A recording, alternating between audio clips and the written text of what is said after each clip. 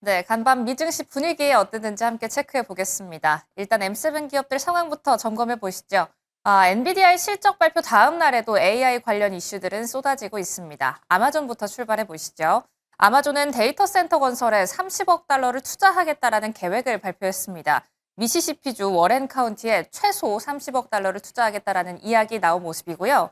다음으로 구글입니다. 연일 신고가를 경신하다가 오늘은 하락세를 받아가고 있는 알파벳 같은 경우 차세대 이미지 생성 모델을 새로 출시하겠다라고 밝혔습니다. 여기에는 특히 이미지넷 텍스트를 여러 가지 언어로 렌더링 해주는 기능이 포함될 것이다라는 이야기가 들려왔는데요.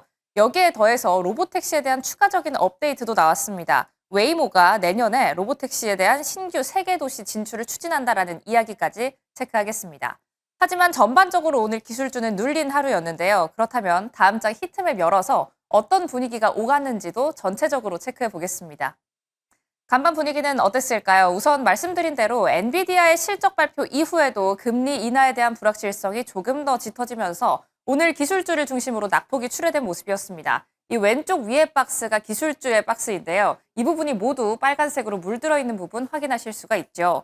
하지만 그 안에서도 엔비디아를 팔았다라고 얼마 전 보도가 나왔던 소프트뱅크 같은 경우에는 엔비디아를 팔고 이제 본격적으로 오픈 AI로 푸시를 진행하는 걸까요? 여기에 또다시 인프라 투자에 대한 소식이 나왔습니다. 오픈 AI 인프라에 30억 달러를 투자할 것이다라는 이야기가 나왔는데 주가는 약보합권에 그쳤다라는 점 체크하시면 좋을 것 같고요. 다음으로 마이크론입니다. 이렇게 흉흉한 시장 안에서도 마이크론은 이 모멘텀을 재확인했다라는 리포트 속에 목표 주가 상향 리포트가 계속해서 쏟아지고 있습니다. UBS 측에서는 공급 부족과 가격 환경 개선이 오히려 마이크론의 호재로 반응할 것이다라고 이야기하면서 목표 주가 275달러까지 높여잡고 있는 모습입니다.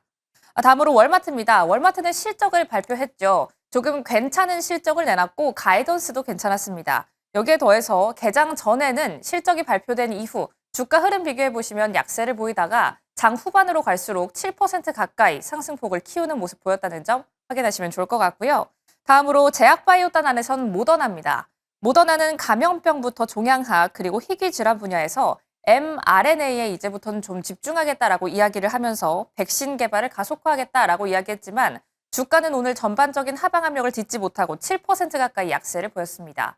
또 마지막으로는 비트코인 흐름 항상 짚어드리고 있는데요. 오늘 비트코인은 7개월 만에 최저치로 떨어지면서 약세 흐름을 보였습니다. 여기에 더해서 전반적으로 관련주들도 약세를 보였다라는 점 체크해 보시면 좋을 것 같은데요. 로빈후드부터 코인베이스, 서클까지 전반적인 약세를 보였고요. 스트레티지는 어제 10% 급락에 이어 오늘도 5%대 하락했습니다.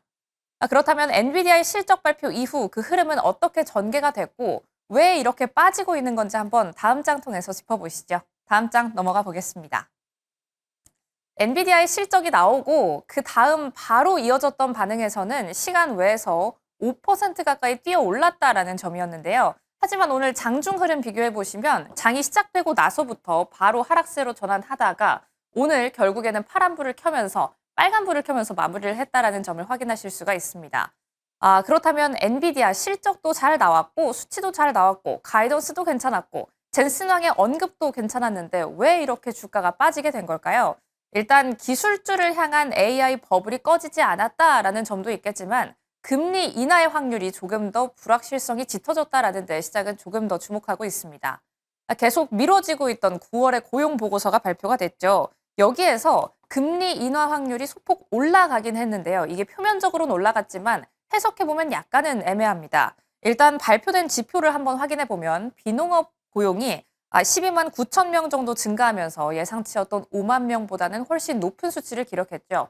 하지만 그 안을 뜯어보면 실업률은 4.4%로 3년 만에 최고치를 달성했고 또 8월의 데이터도 4천 명에 대한 손실로 추정이 됐습니다. 이것 때문에 데이터가 약간은 흔들리면서 금리 인하에 대한 확률이 약간 올라가며 40% 위로 올라오긴 했지만 시장은 엔비디아의 실적 발표 이후 AI 버블이 아직까지 시장에 잔존해 있다. 여기에 더해서 금리 인하, 그러니까 동결에 대한 확률이 아직까지 60%를 넘어서고 있다는 부분에 조금 더 주목하고 있습니다. 이런 흐름 때문에 기술주는 오늘 전반적인 하락세를 보였는데요. 전체적으로 모두 빨간불을 켜내고 있는 모습을 확인하실 수가 있습니다.